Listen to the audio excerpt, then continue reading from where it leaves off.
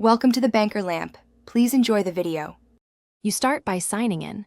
Open Settings on iPhone/iPad or System Settings on Mac, then tap your name or sign into your device.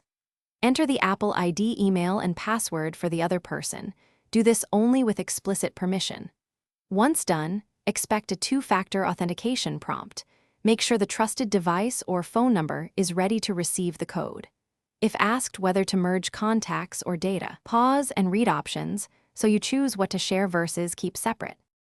After signing in, go to iCloud settings and toggle the specific services you want active for that Apple ID. You can enable Photos or iCloud Drive to sync files or leave them off to avoid mixing media. When the system asks about merging data, decide based on privacy. Merge moves local items into iCloud, while not merging keeps them only on the device. Make sure Find My and iCloud backup are set per your agreement, because those affect location and backups for the added account. To finish, confirm the other Apple ID appears in Settings and check that Mail, Contacts, or Photos start syncing. Create a test contact or calendar event to verify.